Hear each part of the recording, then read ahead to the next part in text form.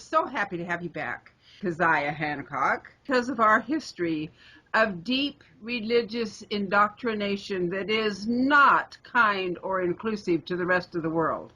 We also know that the cults in which we grew up were very, very similar to other cults in the world. And today, you are going to help educate people about the religious indoctrination that says that they are not equal human beings if they do not think as they are told to think, if they do not do as they are told to do. They are not worthy human beings. And that lack of worthiness includes the loss of their life under certain circumstances. And this is what we're going to talk about today, because very few Americans are conscious that religious indoctrination, when it becomes excessive, and we call it now fundamentalism, can be very dangerous. And this is proven in other countries, and it is also reaching an apex in our own. Please explain the difference between fundamentalist Mormonism and Islam, if there is one. Well, here's the thing, too. You know, it isn't like we were just born with the desire to study. Because as any other kid, you know, you don't really care about such things. But we were forced into a situation where we had to know. And so because my background is, I know more about Mormonism than Mormons even consider even possible. Because they don't really want to know about their history, because it might offend somebody, and it would shake up their comfort world. Well, it's the same way with Islam. You know, when Muhammad claimed that he was greater than Christ, and according to the Quran, when Christ returns, he's going to be Muhammad's little errand boy. Let's look at the doctrines, and this is what is the matter with America and the world in general. They're not nailing the problem with terrorism. The thing is these poor terrorists, they have been lied to, and they believe it. They haven't thought it through. They've never studied Christianity. So they've accepted the Prophet Muhammad that is all about murder and degrading of women and no human rights that differs with any other opinion than their belief.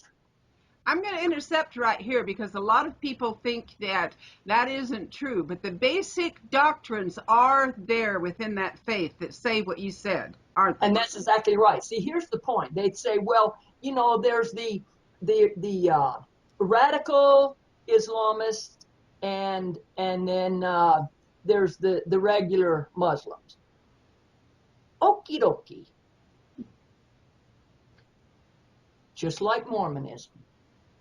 There's the polygamous fundamentalists, and then there's the mainstream moderate Mormons. However, in the state of Utah, where I am, because polygamy is in the Mormon doctrines in the 132nd section of their Doctrine and Covenants, Mormons don't prosecute polygamists because they know that it's part of their religion.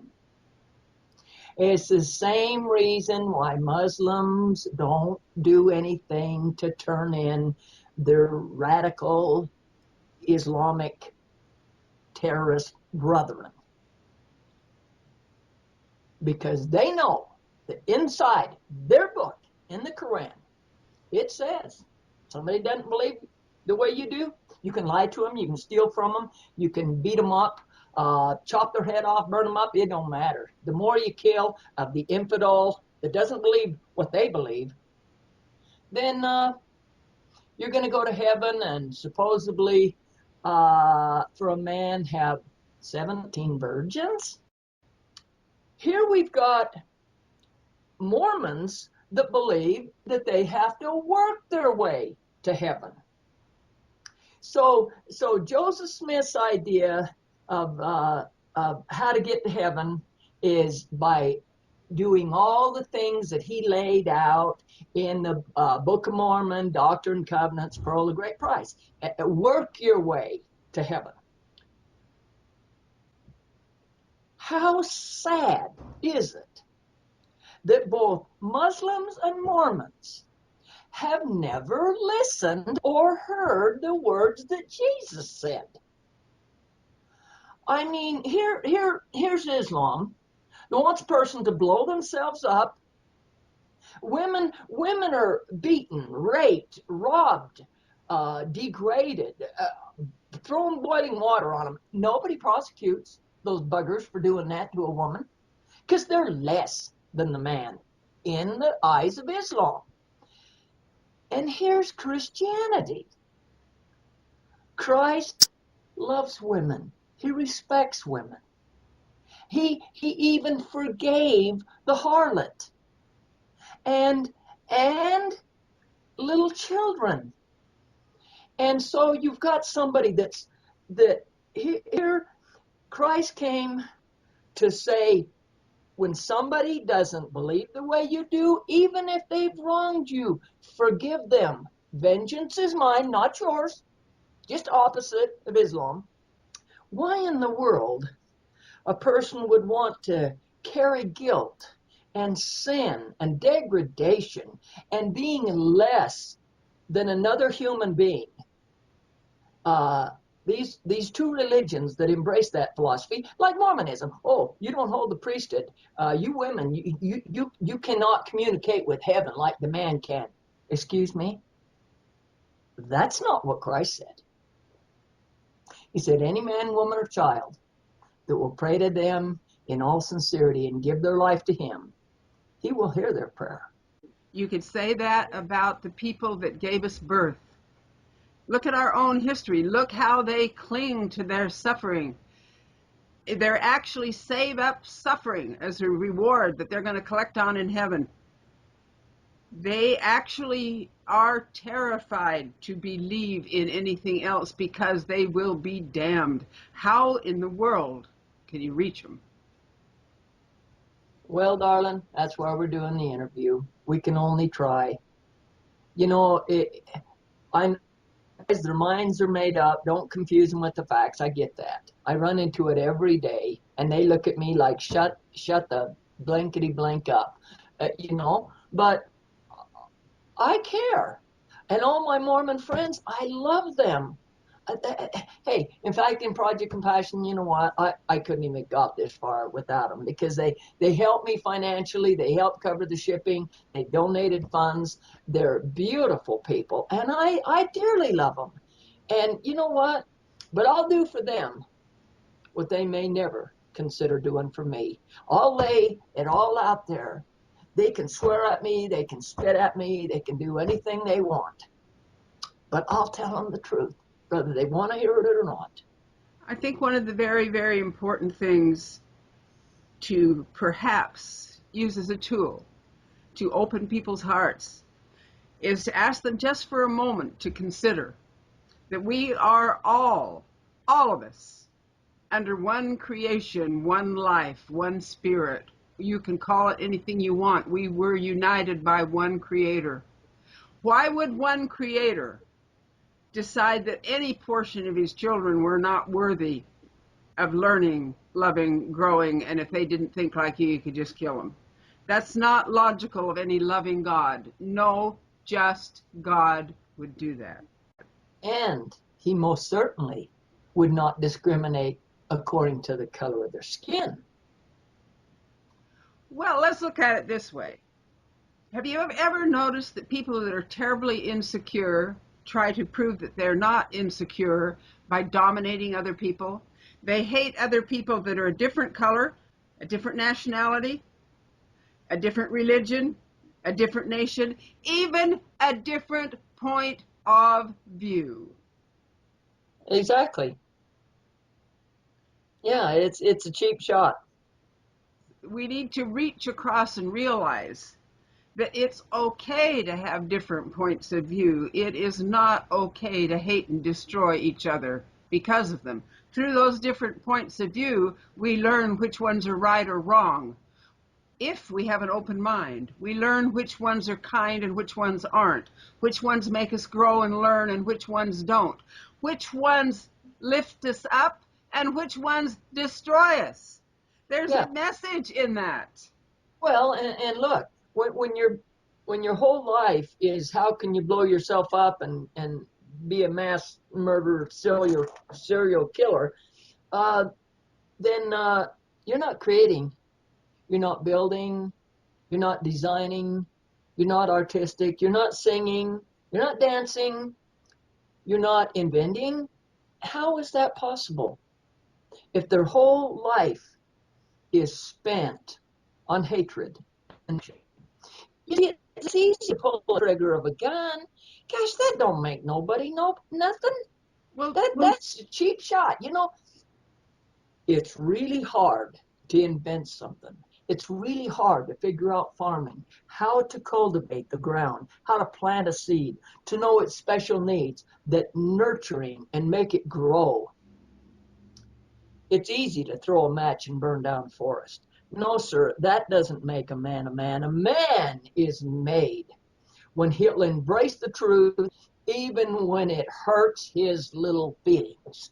A man is a man when he will protect those that are younger and weaker and strive to heal and build and teach and set a good example. That's what makes a man. there's a huge concept in fundamentalist thinking, in both the FLDS and Muslim thinking fundamentalists, and that is that a man is made according to his sexuality. Sex makes him a god and makes a woman a slut. And a Yeah, man is made by how many people he controls. Self-control, he doesn't know anything about. And there are wonderful Muslims that are not fundamentalist Muslims. And there are wonderful Mormons that are not fundamentalist Mormons, as you have sure. pointed out. But the foundation of their religion itself endorses that Correct. kind of judgment on Correct. other people. And that is the point. That if Mormons don't want to be blamed for the radical fundamentalist polygamous Mormons, they should move the damn doctrine of the 132nd section out of their freaking book. Well, they're stuck. If you And, want to look well, I know that. And the same with the Quran. If they don't want to be blamed and all of them put in the same bucket of warm spit as the radical Islamic terrorists, they need to remove that out of their Quran, where their leader said that they are justified in chopping off the head of the infidel and lying, stealing, beating, doing anything to them, and all for a great reward. It's maddening. It's insane, and it's not really being addressed they're stuck. like that. They're stuck. Here's why. They're founded on their prophets, Joseph Smith and Muhammad. That's true. Muhammad had a 6-year-old bride. Joseph Smith had child brides. If you have them founded on integrity, where is their foundation if they don't? I know, isn't that sick? Yeah, So, uh, anyone with any common sense, if they'll think this thing through, calling a little girl your bride and she isn't even 10, she isn't even 16, she isn't 18, that is sick. That is child molestation. See, that's what the intelligent mind would come up with. However, how in the world they've bought into that. The only thing I can figure is like us, you know, we were programmed at birth to believe in Mormonism, and so we didn't question all this crap of Joseph Smith. It's sad because, yeah, like you said, hey, he not only had all these wives, but he was banging other men's wives that the husband was still alive at the time he was banging them. Well, that's just adultery. And I don't care who you are or what your name is. You can't change a filthy act of adultery into something that's legitimate just because you say you're somebody special. Well, that indoctrination of polygamy and the cloak thrown over the child brides that have existed since the beginning of Mormonism and since the beginning of Mohammedanism, that cloak that is thrown over that and covered makes people afraid to change, mature, and straighten out the human slavery within the religion. Now let's look at Utah just for a minute before we go off the subject. Utah today is primarily Mormon based. Utah today has one of the highest child molest violations in the nation. Look it up Yes. on the internet. It proves itself. Yes. Why? Nobody will say anything about it, even if they disagree with it, because it is part of the founding behavior of their founding prophet. And the fact that, see, the Mormon church claims that if you come to their big brick building and you pray through there and you get certain hands laid on your head and certain words said over you, that then your wife and your children belong to you. See, now that possessive attitude, hey, you belong to me. You're still to me. I can do whatever I want with you. Excuse me? They're gods. You're gods and they're gods. You don't know nobody. And that's, and it's really nutty that a man can think that he can be a liar, a deceiver, a thief, an adulterer, and if he has a wife that is meek, mild, and wanting to serve God, that they're going to be together. Oil and water don't mix. Hello, it's an old fact. Oil and water don't mix. I don't care what prayer you say over it. You're never going to make it happen. Well, Mormonism teaches that the unity of the wives is going to be what lifts him up into heaven. They're going to save him, and if they don't, now here's the catch-22, he will not reach through the veil and pull them into heaven. Now figure that out. Yeah. And you know what was funny is when I went through this ritual in this Mormon doctrine of they show a figure of Satan, and then they show a figure of Christ, and then they show a figure of you, and they say, now, Satan is always going to try to come between you and Christ. What do? They put themselves in that position. Oh, you're not going to get to heaven without us. Oh, that's right. So they've taken on the role of Satan right there. I mean, but who catches that? My father was the God of our home. He said so. Oh, yeah. And when I was told, you have to obey me, I am your God. When you look at these kids, though, that were raised in these cults like we were, let's look at the young men for a minute. The expectations of the young men are so unrealistic and impossible that is it any wonder that they don't know what a man is? Well, you know, one thing that I have noticed, and I'll have to say this, and all the little polygamous kids, a lot of those little polygamous boys, they see how horrible their mothers are treated. And so they step in and they go out and get jobs to buy things for their mother and build them houses and furniture and cabinets and work to get them a car because the dang husband won't do it. Right. And so now the sons do, but then when they see how horribly rotten they're treated, they don't want to stay into that wretched mess. So in that respect, it's a good thing. The whole environment of discord, jealousy, hatred, envy, all the things that are brought about by demonic spirits versus the Christianity of love, unity, caring, sharing, that, you know, I, I, I understand that the doctrine is so strong. Mormonism, just like Islam, is a strong delusion. It is no weak one. And we were in that wretched mess. When somebody would yell at me, I, I probably would have done anything if they yelled hard enough and said, you go take this gun and pull the trigger and kill somebody. I'd have probably done just about anything just to get them to quit screaming at me. Because when somebody would scream at me, my knees would shake. My whole frame would shake. Well, of course, See, because blood atonement and honor killings were both recognized as justified for disobedience in both Islam and fundamentalist Mormonism. yeah, I know that. And see, and that's the reason why I understand Islam. I hate to say that because it's so radical and so nutty, but I get it. I really do, because that see, and this is what is so damn sad, that they're giving up what Christ offers for what Satan offers. I mean, it's sick. Who would prefer pain over joy? Who would prefer labor over rest?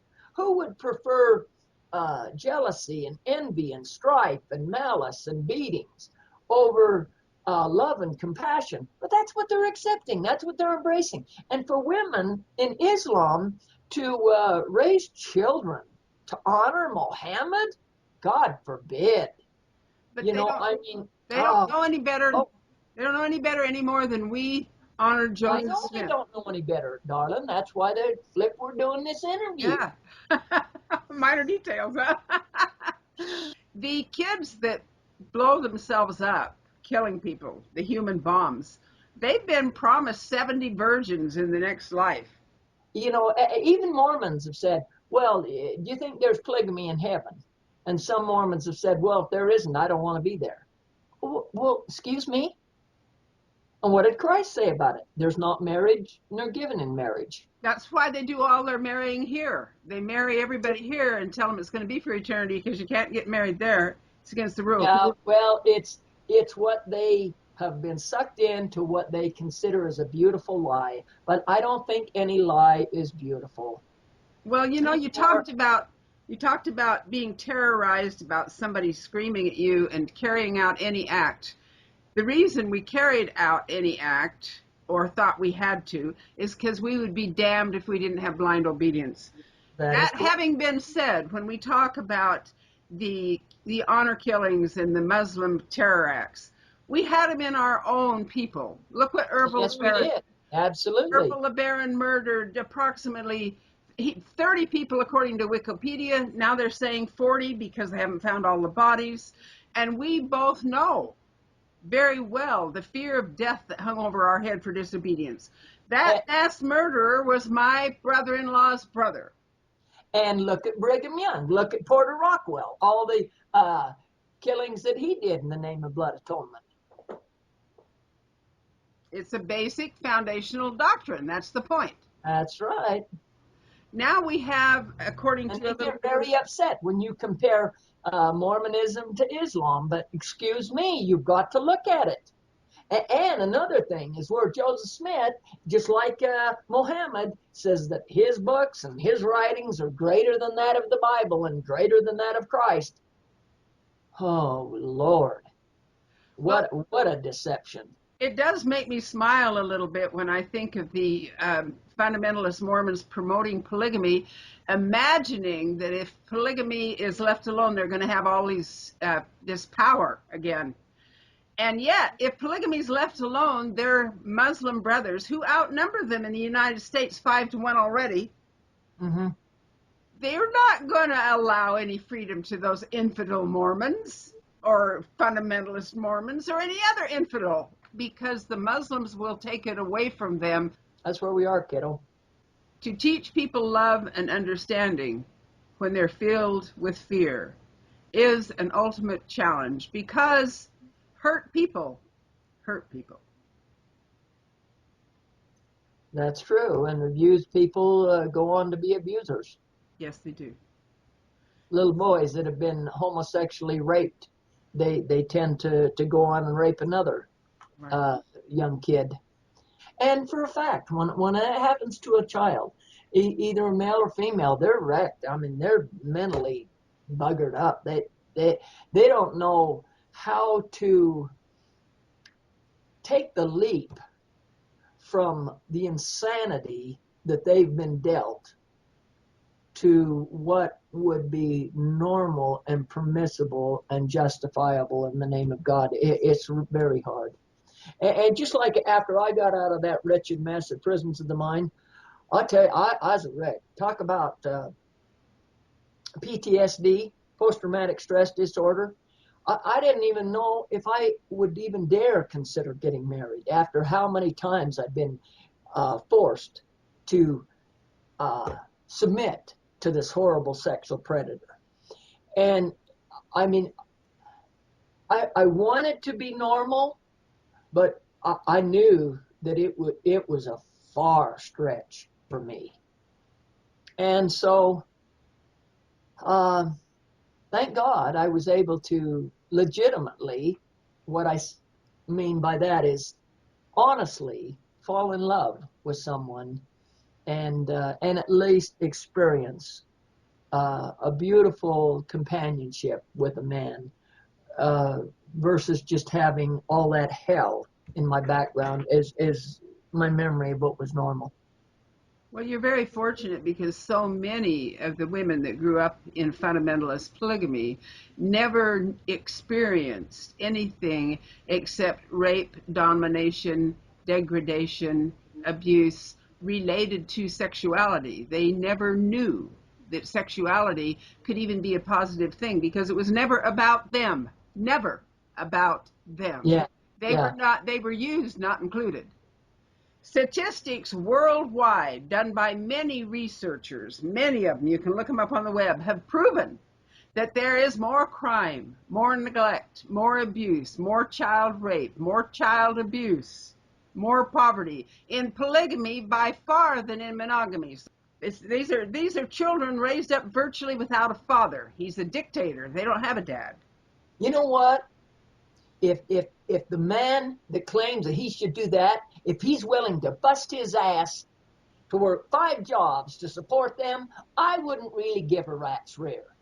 But Well, he's not. that's because you know He's not darn going to do well it. it's not going to happen. He's not going to do it. No. That little bugger is going to put them on the U.S. taxpayer dollars and let the welfare support them.